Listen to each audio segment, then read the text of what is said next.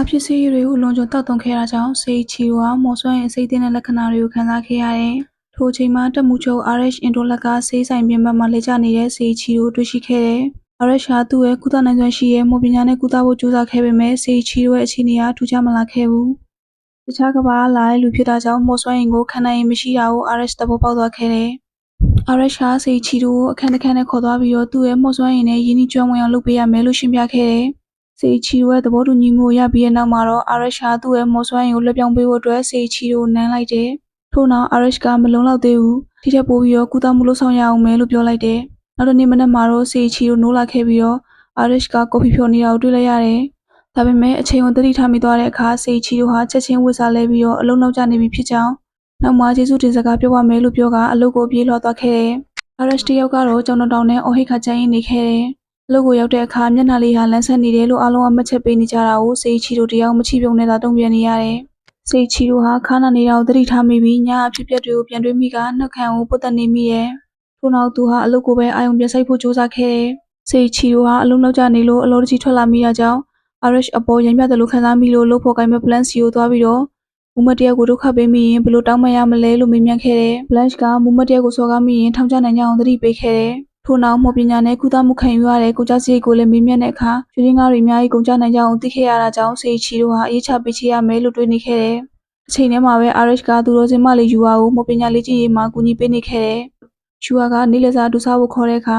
RH တယောက်စေချီတို့သတိရသွားပြီးတော့အလုပ်ဆရာရှိသေးတယ်လို့ဆိုကစပိုးဆောင်ထွက်လာခဲ့တယ်။ RH ဟာစပိုးဆောင်သွားပြီးတော့စရင်ကင်ဌာနကစေချီတို့ဗမာလဲလို့မေးမြန်းခဲ့တယ်။ Blanche ကစေချီတို့ဟာနေလေစာကိုသူကိုယ်တိုင်ယူလာပြီးတော့ရုံးခန်းထဲမှာပဲစားလိရှိကြောင်းပြပြခဲ့တယ်။ RH ဟာစရင်ကင်ရုံးခန်းကိုတွားရောက်ခဲ့ပြီးတော့အလုပ်ကြိုးစားနေတဲ့စေချီတို့ကိုဆရာဝန်ရှိကိုတင်ချက်ခေါ်သွားခဲ့တယ်။ဆရာဝန်ကသူတော်စင်မလေးကိုစစ်ဆေးပေးပြီးဘာပြဿနာမှမရှိကြောင်းပြောတဲ့အခါ RH ကဆင့်ခေါ်ခံရသူနဲ့မမျှော်လင့်မဲ့ပါလာတဲ့လူနှစ်ဦးဟာအခြေအနေမတူနိုင်ကြောင်းထောက်ပြခဲ့တယ်။ထိုအခါမှစေချီတို့ဟာနိုင်ငံတော်ကသူ့ကိုစောင့်ရှောက်မယ်လို့ဆိုတာအပေါ်ရံမဲဆိုတာကိုသဘောပေါက်သွားခဲ့တယ်။ဆရာဝန်ကစစ်ဆေးပြီးတဲ့နောက်မှာတော့စေချီတို့ဟာမော်ဆွမ်းရင်ကိုခံနိုင်အားနဲ့ကြောင်းဒီကဘာအစားအသောက်တွေမှာတော့မော်ဆွမ်းရင်တွေပါဝင်နေတာကြောင့်သူ့ကိုဖျားနာစေနိုင်တယ်လို့ရှင်းပြခဲ့တယ်။ပြီးတော့မော်ဆွမ်းရင်ပါဝင်တဲ့ဆေးတွေနဲ့ဆေးလိပ်လိုအရာတွေကိုလည်းလုံးဝမသုံးစွဲသေးကြောင်းကိုပြပြခဲ့တယ်။ဒါကြောင့်မော်ဆွမ်းရင်ကိုတဖြည်းဖြည်းချင်းခံနိုင်ရရှိလာဖို့အတွက်မော်ဆွမ်းရင်အားနည်းတဲ့အစားအစာတွေကိုစပြီးတော့စားသုံးရမယ်လို့ပြောကြားခဲ့တယ်။ထို့နောက် RH ကစေချီတို့ရဲ့လက်ကိုဆွဲပြီးတော့စပိုးဆောင်ခေါ်သွားခဲ့တယ်။မော်ဆွမ်းရင်အားနည်းတဲ့အစားအစာတွေကိုသူ့ပကံနဲ့ထည့်ပေးပြီးဘလို့အစားအစာမျိုးတွေစားရမယ်ဆိုတာကိုပါသင်ပေးခဲ့တယ်